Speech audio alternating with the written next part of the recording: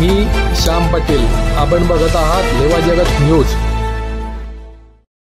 ज्येष्ठ वकील उज्ज्वल निकम यांची राष्ट्रपती नामनिर्देशित सदस्य म्हणून राज्यसभेवर नियुक्ती करण्यात आली आहे। राष्ट्रपती कोट्यातून ही नियुक्ती करण्यात आली आहे। उज्ज्वल निकम यांच्यासह माजी परराष्ट्र सचिव हर्षवर्धन श्रुंगला, शिक्षणतज्ज्ञ सी सदानंदन मास्ते आणि शिक्षणतज्ज्ञ मीनाक्षी जैन यांची देखील राष्ट्रपती नामनिर्देशित सदस्य म्हणून निवड करण्यात आली आहे। दरम्यान या नियुक्तीनंतर वकील उज्ज्वल निकम यांनी माध्यमांशी संवाद साधत या नियुक्तीबाबत प्रतिक्रिया देत आभार व्यक्त केले आहेत। तसेच आता राष्ट्रपती नियुक्त सदस्य असल्यामुळे माझ्यावरही मोठी जबाबदारी असणार आहे, असं उज्ज्वल निकम यांनी म्हटलं आहे। वकील उज्ज्वल निकम काय म्हणाले? आपलं दोन्ही भाषेवर प्रभुत्व आहे। तुम्ही कोणत्याही भाषेत माझ्याशी संवाद साधू शकता।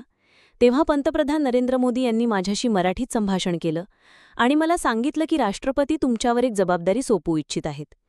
ही जबाबदारी देशाच्या दृष्टिकोनातून तुम्ही चांगली सांभाळाल, अशा मी तुम्हाला शुभेच्छा देतो। त्यामुळे पंतप्रधान नरेंद्र मोदी यांचे मी आभार मानतो, असं उज्ज्वल निकम यांनी म्हटलं आहे।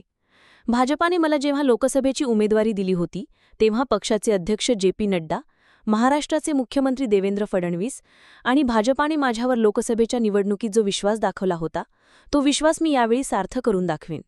अर्थात राष्ट्रपती नियुक्त सदस्य असल्यामुळे माझ्यावर मोठी जबाबदारी असणार आहे।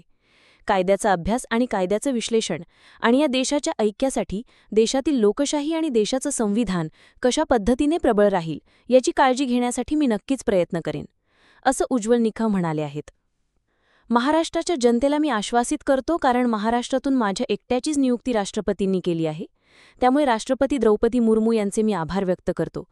मला कल्पना आहे की माझ्यावरील ही जबाबदारी मोठी असली तरी सर्वांचे आशीर्वाद मला मिळतील।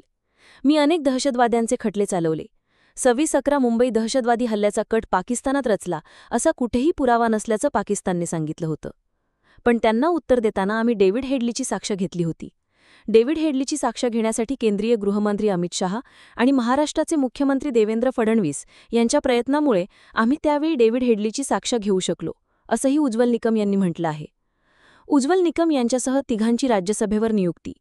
उज्ज्वल निकम यांची राष्ट्रपती नामनिर्देशित खासदार म्हणून राज्यसभेवर नियुक्ती करण्यात आली आहे।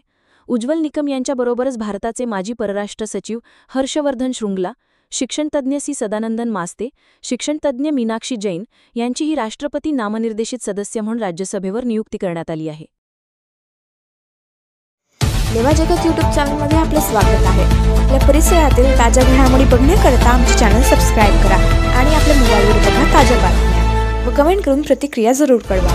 बघत रहा लेवा जगत।